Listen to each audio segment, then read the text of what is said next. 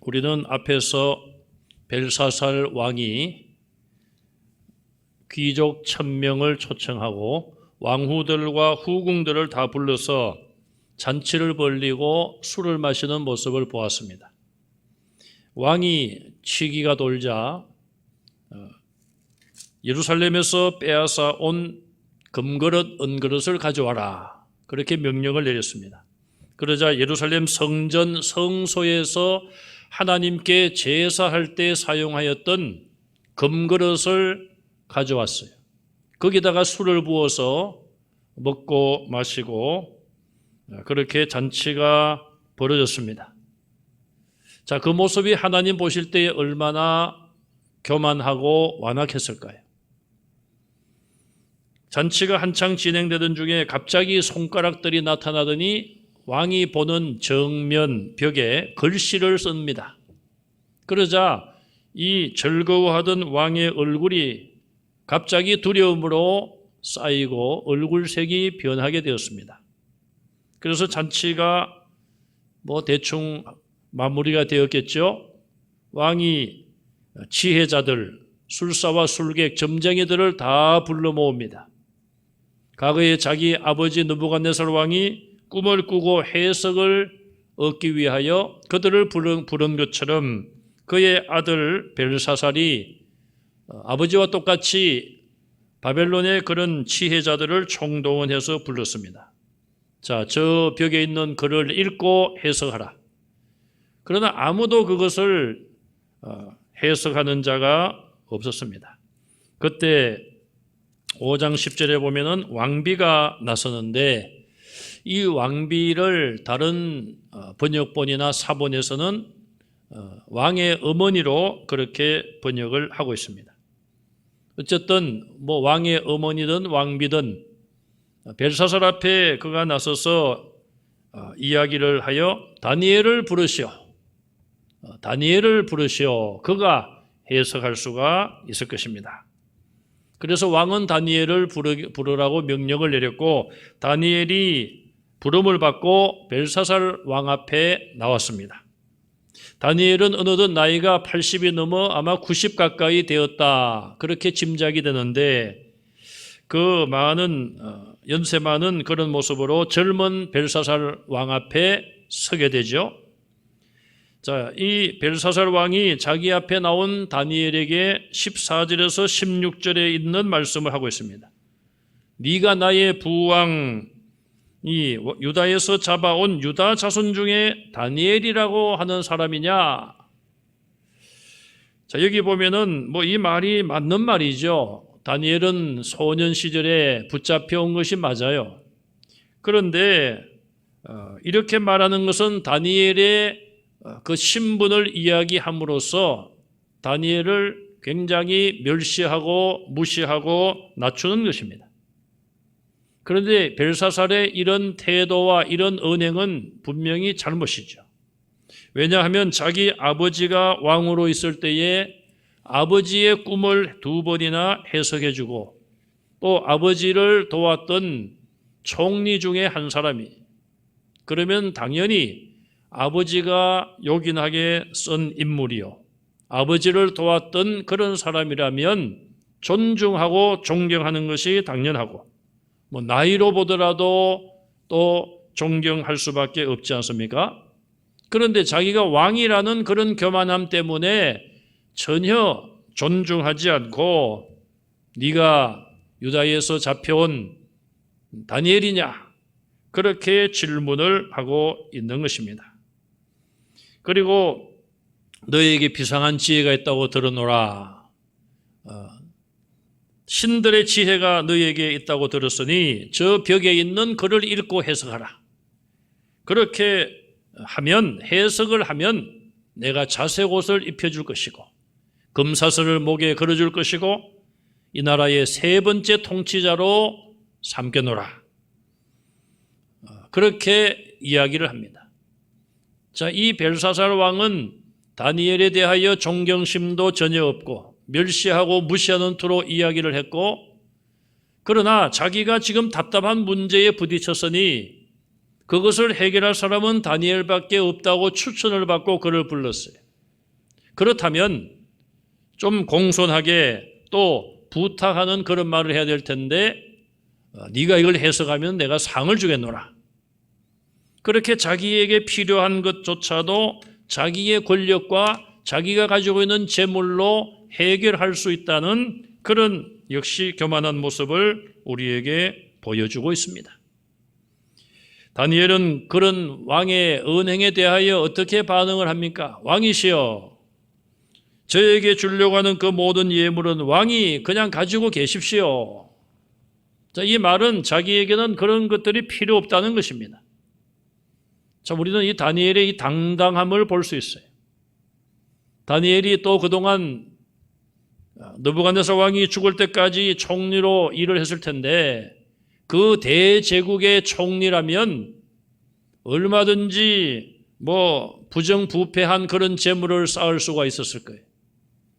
특별히 부정부패하지 않더라도 그냥 웬만큼만 그렇게 행동을 하더라도 재산이 쌓였을 것입니다. 그러나 다니엘은 눈에 보이는 물질을 위하여 일한 사람이 아니었어요. 오늘 여기에서도 왕이시여 그 모든 것들은 왕이 가지십시오.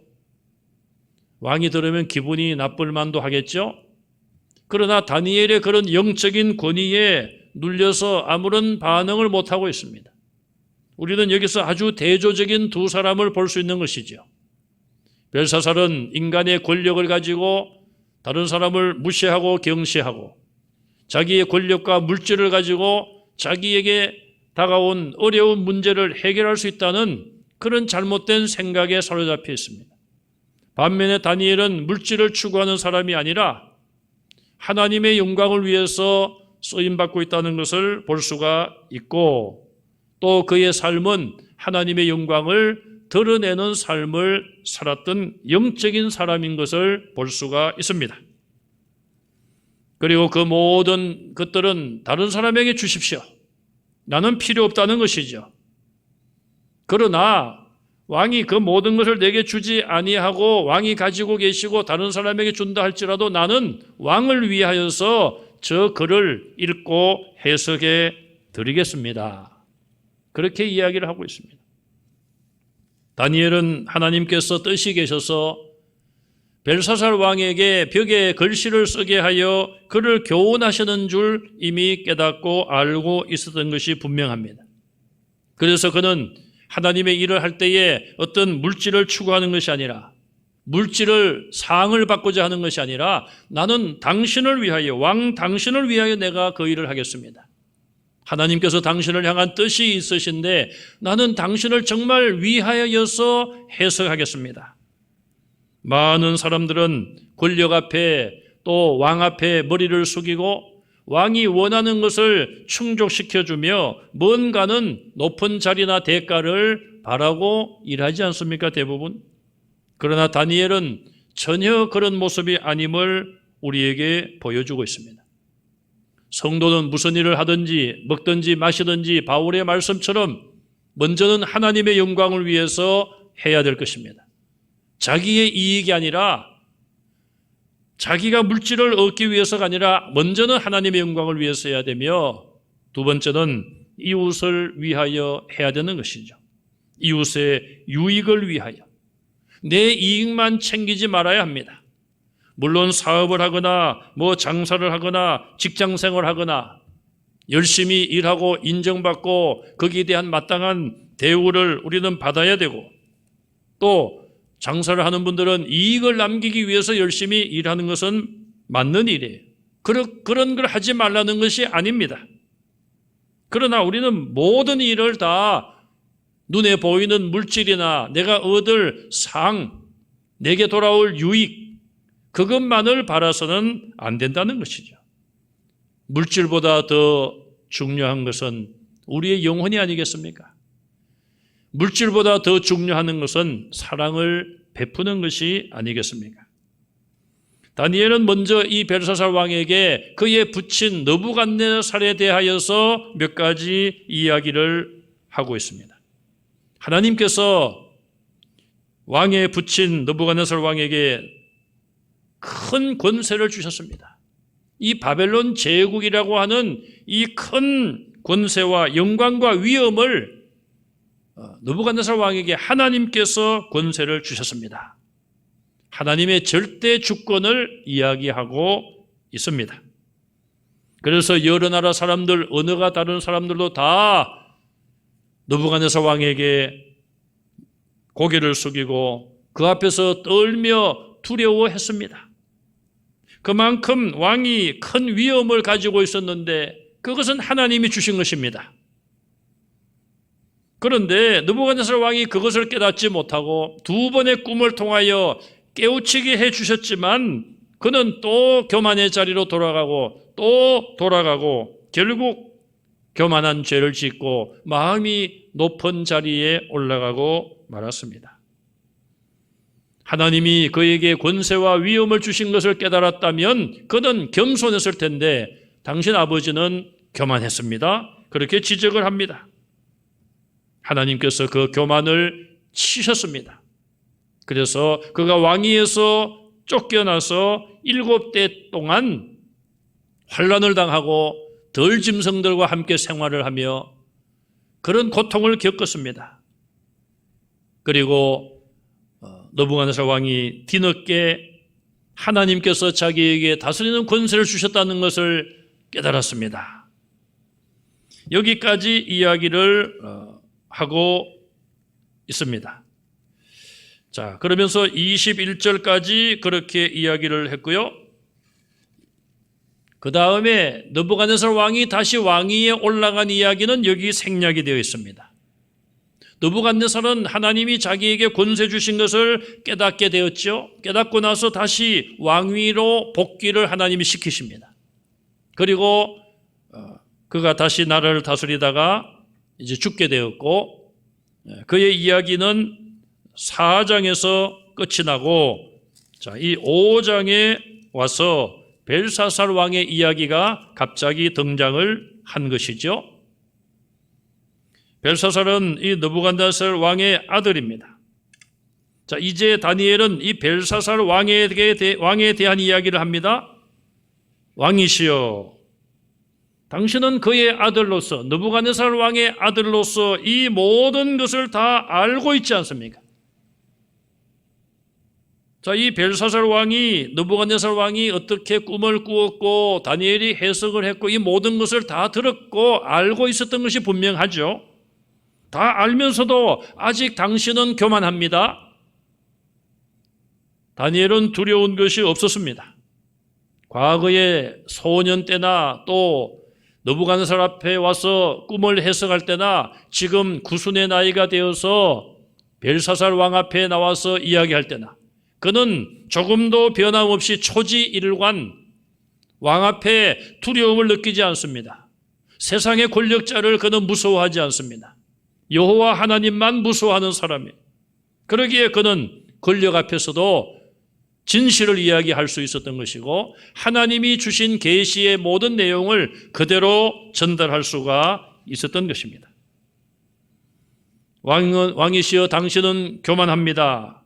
또 하나님께 영광을 돌리지 않았습니다. 왜 예루살렘 성소에서 가져온 금그릇에다가 술을 받아서 마시게 했습니까? 그리고 당신이 듣도 보지도 못했던 금과 은과 구리와 나무와 돌과 새로 만든 그런 모든 우상들을 당신이 찬양하지 않았습니까? 마땅히 하나님께 영광을 돌리고 하나님이 나에게 이 제국을 맡겼다. 하나님을 두려움으로 인정하고 섬겨야 될 텐데 하나님께 영광을 돌리지 않고 우상들을 찬양했습니다. 하나님 앞에 큰 죄를 지은 것을 지적을 하고 있습니다. 그리고 마지막으로 벽에 새겨진 글자를 해석하고 있습니다. 벽에 있는 글씨는 메네메네 데겔 우바르신이라는 글씨입니다. 메네라는 말은 이미 하나님이 왕의 나라의 시대를 세워서 끝나게 하셨습니다. 왕이 다스릴 그 나라의 연수를 하나님이 다 세워서 이제는 끝이 났다는 거예요. 왕의 시대는 끝났습니다. 왕의 나라는 이제는 끝났습니다. 그게 메네라는 뜻이. 메네란 말이 2번 반복되니까 그것을 강조했다고 볼 수 있는 것이죠. 그 다음에 데겔이란 말은 부족하다, 그런 뜻을 가지고 있어요. 하나님께서 왕을 저울에 달아보니 부족했습니다. 예를 들면은 한 70kg 나가야 되는데 한 50kg밖에 안 나갔다는 것이죠. 몸무게가 그런 것이 아니라 하나님이 당신을 왕으로서의 어떤 자격이 있는지 하나님의 저울에 달아보니 미달입니다. 그 말이 미달입니다. 부족함을 보였다는 것이죠. 그러면은 하나님께서 세상의 모든 지도자들은 다 허락을 하셔야지 그 자리에 올라가는데 하나님의 허락이 잘못된 겁니까? 자, 하나님은 우리 모든 사람들에게 기대감을 가지고 계신 겁니다. 저와 여러분들을 하나님의 자녀로 삼아주셨고 저와 여러분들에게 귀한 사명을 주셨다면 하나님이 우리를 향한 기대감이 있습니다. 자, 육신의 부모님들도 자식을 향한 기대감이 있지 않습니까? 저 아이가 앞으로 이렇게 되면 좋겠다, 저렇게 되면 좋겠다. 물론 과한 욕심을 가지고 잘못 그런 생각을 할 수도 있어요. 그러나 그렇지 않고 저 아이가 좀 노력을 하면 이 정도로 올라올 수 있을 텐데, 문제는 노력을 안 한다는 것이죠. 자녀들이 부모님의 그런 기대를 저버리지 않고 열심히 노력하여 부모님이 원하는 기대치에 올라오는 자녀들도 없지 않아 있습니다. 하나님이 우리에게 직분을 맡겨주실 때는 그 직분을 감당할 수 있는 능력도 주십니다. 그런데 중요한 것은 나는 그러면 손 놓고 아무것도 안 해도 되느냐? 그것이 아니라 하나님의 말씀에 순종하고 하나님이 주신 은사를 활용하여 열심히 헌신하고 충성해야 되는 것이죠. 충성하지 않고 헌신하지 않고 하나님이 내게 사명을 주시고 직분을 주셨으니 하나님께서 알아서 다 하십시오. 그건 아니지 않습니까? 하나님께서 벨사살 왕을 바벨론의 왕으로 세우셨지만 또 우리는 앞에서 서두에 잔치를 하는 그 당시 배경이 메대 바사의 연합군이 바벨론을 공격하러 쳐들어오고 있었던 그런 상황인데 벨사살 왕은 그런 상황 속에서도 나라를 지키겠다는 그런 생각이 없고 1000명의 귀족들을 불러서 술잔치를 했으며 하나님의 성소에 쓰였던 그릇을 가져다가 술을 부어 마시는 정말 하나님의 진노를 살 수밖에 없는 그런 행동을 한 것이죠. 그러니 하나님 보실 때에 미달이라 이 말이에요. 하나님의 저울에 달아보니 부족했다. 그래서 그 결과 바르신, 우란 말은 접속사예요. 그리고 영어로 and 그 말이에요. 바르신이란 말은 페레스. 오늘 우리 성경에 보면은 28절에 베레스라고 되어 있죠. 베레스. 거기 위에 우를 빼면은 바르신이라고 해야 되는데 밑에서는 베레스라고 했어요. 이것도 원래는 페레스라는 말인데 나눈다, 찢어버린다 그런 뜻이. 결국 이 메네메네 데겔 바르신을 연결해서 해석을 해보면은 하나님이 왕과 왕의 나라의 시대를 세워보고 재어봐서 이제 끝나게 하셨습니다. 저울에 달아보니 왕이 미달되어 부족하여 왕의 나라를 찢어서 메대와 바사에게 나눠 주신다는 것입니다. 벽에 새겨진 그 글씨의 뜻은 엄청난 것이었습니다. 한 제국의 멸망과 다른 제국이 떠오르는 것을, 역사에 등장하는 것을 나타내는 이야기며 벨사살 왕에 대한 심판을 언급한 것입니다. 보통 왕이라면 아마 다니엘이 그런 말을 했을 때에 여봐라, 저놈을 죽여라, 그랬을 거죠. 왜? 자기가 최고의 자리에 있는 사람인데 자기가 들어서 마음을 상하지 않도록 기분 좋게 해야 될 텐데 말 한마디 한마디가 뼈가 들어있는 말이고 한마디 한마디가 기분 나쁜 말이에요. 사실은 자기 나라가 이제 망한다고 하니 그러나 왜 벨사살은 그렇게 하지 않았을까? 자기가 한 말에 대한 어떤 책임이 있을 것입니다. 그래서 그에게 자주색 옷을 입히고 금사슬을 목에 걸게 했습니다. 제3의 통치자로 임명을 했습니다. 또한 이 다니엘의 영적인 그런 권위에 이 벨사살 왕은 눌려서 그를 어떻게 할 수도 없었을 것입니다. 다니엘은 벨사살 왕으로부터 바벨론 제국의 세 번째 자리 총리의 임명을 받습니다. 그의 아버지 때도 이미 총리를 겪었지만 다시 90세 가까운 나이에 바벨론 제국의 제3 번째 자리에 세 번째 위치인 총리의 임명을 받았습니다. 그런데 임명받고 몇 시간 되지 아니하여 왕이 죽었어요. 벨사살이 죽습니다. 오늘 본문 마지막 부분에 가서 보시면은 30절 말씀에 그날 밤에 갈대아 왕 벨사살이 죽임을 당하였고 메대 바사의 연합군이 와서 왕궁을 침략했고 왕을 사살합니다. 31절에 메대 사람 다리오가 나라를 얻었는데 그때의 다리오는 62세였더라. 이것이 역사적인 사실임을 기록하고 있어요. 다리오라는 왕이 있었고 그의 나이 62세 때에 바벨론 제국을 정복했다. 이 30절, 31절은 매우 짧은 기록이지만 세계 역사의 패권을 기록하는 중요한 기록인 것을 우리는 알아야 합니다. 그러면은 다니엘은 총리로 임명받고 세 번째 높은 자리에 임명받고 몇 시간 되지 아니하여 임명한 왕이 죽었으니 다니엘은 어떻게 되었을까요? 세계 최단명의 총리, 그렇게 아마 남을 만할 겁니다. 그런데 6장에 가서 보면 6장 1절 2절에 보면은 바벨론 제국을 점령한 메대의 다리오 왕이 120명의 고관들을 세워서 전국을 통치하고 그 120명 위에 3명의 총리를 두었는데 그 중에 한 명이 다니엘. 여러분 이상하지 않습니까? 바벨론 제국을 멸망시키고 바벨론 제국의 과거의 총리였고 또 마지막 왕으로부터 총리 임명을 받았던 다니엘. 그러면 당연히 그도 처형을 당하거나 그렇게 나라가 망하니까 같이 그 자리에서 물러나야죠. 그런데 통치자가 바뀌었는데 나라가 바뀌었는데도 바뀐 왕이 다니엘을 총리의 자리에 앉혔다는 것입니다.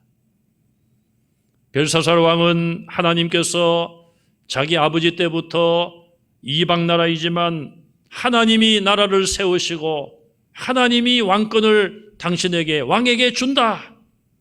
그걸 아버지 때부터 교훈을 받았지만 왕이 된 이후에 교만함을 버리지 못하고 교만했으며 자기의 능력으로 자기 자리를 지킬 수 있다고 생각을 했습니다. 그러나 자기 나라는 망하게 되었고 신흥 강국이 등장하여 결국 그가 죽임을 당하고 바벨론 제국은 막을 내렸습니다. 벨사살은 그렇게 최후를 마쳤어요. 그런데 그 밑에 있었던 이 다니엘은 나라가 바뀌고 왕이 바뀌어도 새로운 제국의 총리로 세움을 받게 된 것입니다. 어떻게 이런 일들이 가능했을까요? 첫째는 하나님께서 다니엘에게 성령의 충만함을 주셨기 때문에 그렇습니다. 그동안 꿈을 해석하고 벽의 글씨를 해석하고 이 모든 일들이 성령의 충만함으로 가능했던 것입니다. 저와 여러분들도 성령의 충만함을 받으시기를 바랍니다. 두 번째는 하나님이 주신 지혜였습니다. 물론 성령은 지혜의 영이기 때문에 우리에게 모든 것을 깨닫게 하시는 은사를 주시는 것이죠. 하나님이 주신 지혜가 있었던 것입니다. 세 번째는 육신의 건강이 있었어요. 다니엘은 90 가까운 나이가 되어서 총리로 일할 정도로 육신적으로도 하나님께서 건강의 복을 주셨습니다. 여러분 요즘은 참 우리가 육신의 건강을 많이 신경 쓰는 그런 시대가 되었지 않습니까? 웰빙 시대라. 웰빙. 근데 제가 새벽기도 때도 말씀을 드렸습니다마는 웰빙도 중요하지만은 이제는 웰빙, 어떻게 건강하고 행복하게 잘 사느냐, 이제 거기서 우리는 한 단계 더 올라갔어요. 생각이 앞선 분들은 거기서 이미 한 단계 올라갔습니다. 웰다잉, 어떻게 하면 잘 죽는가? 참 심각한 문제 아니에요? 90, 100세까지 산다고 좋아할 것만이 아니라 지금도 요양병원이나 양로원에서는 많은 어르신들이 길게 생활하시는 분들은 10년 이상도 사시는 분들이 있지 않습니까? 만약에 여생을 우리 마음대로 활동도 하지 못하고 그런데 또 필요하면 가야 되겠죠. 근데 그곳에 가서 오랫동안 그렇게 힘들어 고생한다면 90세, 100세를 산다는 것이 큰 의미가 없지 않겠어요? 그래서 우리는 웰다잉을 위해서도 기도해야 돼요. 하나님, 정말 건강하게 하나님 부르실 때까지 건강하게 해주십시오. 그러니까 또 어떤 어르신들은 9988234 99세까지 팔팔하게 살다가 이틀 3일 앓다가 죽는 것, 그게 9988234인데 솔직히 좀 욕심 아니겠습니까? 어떻게 99세까지 팔팔하게 살겠어요? 하기야 모세는 120세까지 건강하게 살았어요. 하나님이 주시면은, 하나님이 건강 주시면은 가능하겠죠. 그런데 중요한 것은 우리가 하나님이 건강을 주시도록 살아야 되는 것이고, 또 건강 주시는 대로 하나님이 원하시는 삶을 살아가야 되는 것이죠. 하나님의 마음에 합해야 되고 하나님의 기대치에 우리가 어느 정도 하나님께 만족을 드려야 되지 않겠습니까? 내가 너를 믿고 맡긴 사명, 너에게 성령의 은사도 주었는데 정말 이만큼 이루었으니 참 잘했다. 그렇게 인정받으면 되겠죠. 우리는 성경의 이런 모든 사건들을 통하여 늘 교만한 자는 멸망한다는 것을 결론적으로 우리가 교훈을 얻게 됩니다. 반대로 겸손하면 승리하고 성공하는 것이죠. 겸손하면 하나님의 복을 받고, 겸손하면 기도의 응답을 받습니다. 겸손하면 은혜를 받고 구원을 얻게 되는 것입니다. 코로나19 바이러스로 인하여 아직도 언제 끝날지 모르는 이 긴 싸움 속에서 우리는 우리의 지도자들이 겸손하도록 기도해야 됩니다. 무엇을 믿겠습니까? 지도자들이 무엇을 믿고 교만하겠습니까? 전혀 믿을 게 없습니다. 백신을 믿는다고요? 그럼 백신을 빨리 가져와서 온 국민이 다 빨리 맞도록 해야죠. 그렇게 지금 확보도 안 돼 있지 않습니까? 그러니 뭘 믿겠느냐 그 말이에요. 그러면 우리는 하나님 앞에 겸손해져야 되는 것이죠. 하나님께 도움을 구해야 되고 온 교회 성도들에게 정말 금식하며 기도해달라고 요청을 해야 되겠죠. 우리는 교만한 자리에서 내려와야 되고 겸손히 하나님을 의지해야 됩니다. 또 하나님께서 저와 여러분들을 향하여 가지고 계신 그 뜻이 있습니다. 하나님의 기대치가 있습니다. 그것을 우리가 실망시켜드리지 않고 하나님의 저울에 하나님이 우리를 달아보실 때에 그래도 어느 정도 인정받을 수 있는 그런 성도들이 되시기를 간절히 바랍니다. 다니엘은 그 고령에도 불구하고 겸손했기 때문에 하나님께서 그를 끝까지 버리지 않고 사용하셨습니다. 항상 겸손하여 하나님의 마음에 합당하고 하나님의 기대치에 어긋나지 않는 성도들이 다 되시기를 주님의 이름으로 축원합니다.